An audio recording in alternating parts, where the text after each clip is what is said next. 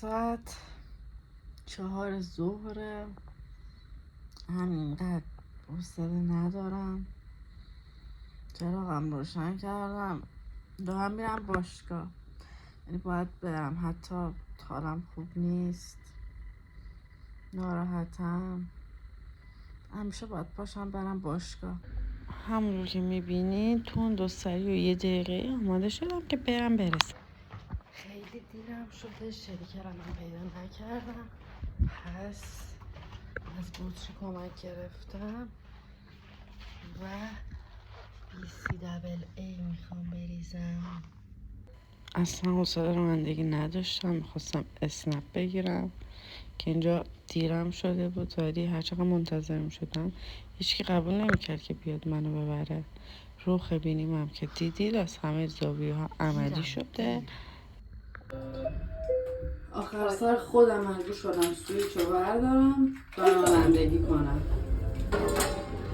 سیسیتون رو دارید که داره رانندگی میکنه یا ابدپس. 8 دقیقه دیگه کلاسم شروع میشه. در پارکینگمون تازه باز شده.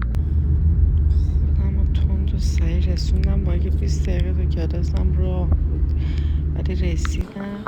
با توپ و وسایلم پرتاب انداختم تو کمد. همونجور که می‌بینید کلاکسم پامه. رسیدم، من بچه ها سر کلاسم رو دارم میترکونن، حرکت های در دافو میزنن و منم پاره و جو افتادم و همچنان حوصله ندارم. شروع کردم حرکت زدن. یه حرکتی واسه رقصم میخواستم در بیارم. یه مقدار سخت بود، همینطور که میبینید ریدم. اشکال نداره، تمرین میکنم. من همه چیز رو با تمرین کردم به دست آوردم. همینجا که میبینیم به به خیلی شلوغ بود. سریع باشگاه رو تخلیه کردم. این ماشین رو نصفش رو زدن، ریدم تو خودم. دیدم اشتباه دیدم، ماشین اون یکیه. واقعا یه سری روزاست که اصلا آدم حوصله نداره، انگیزه نداره، هیچی، یعنی هیچی به هیچی.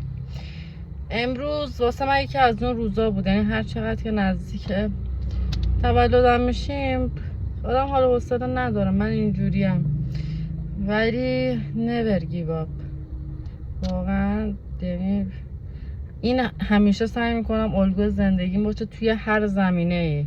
حالا بجز پسر رو که باید بدی بره، ولی چیزایی که واسه خودت داری میسازی، چه شغلته، چه سلامتیته، چه ورزشته، چیزایی که برای خودته، به نظرم آدم باید هر چقدر خسته میشه، اذیت میشه، ناراحته، حالش بده، باید سعی کنه که ادامه بده و ول نکنه. من واقعا این خورده نمیگم خیلی از این جملات انگیزشی اینستاگرام یوتیوب نه، ولی یه خورده حالم بهتر شد. اون انرژی بده رو تخلیه کردم که میخواست همه رو جر بده. همین هم سعی میکنم ولاگ بگیرم تو یوتیوب، پیشرفت کنم. میبینید دیگه دارم تلاشمو میکنم، با اینکه دیمانیتایز شدم دارم دوباره سعی میکنم که بسازم. یعنی اصلا دست کشیدن تو هیچ زمینه‌ای برام معنی نداره. بچه من واقعا 10 ساله که از سال 94 من تو اینستاگرامم. اصلا تو حالت استوری نبود اینستاگرام، اصلا اسپانسری نبود. حالا الان خیلی ها دارن حرف میزنن. یه سری مسائل واسم پیش اومد که هر سری کشیدم کنار، ولی دوباره برگشتم.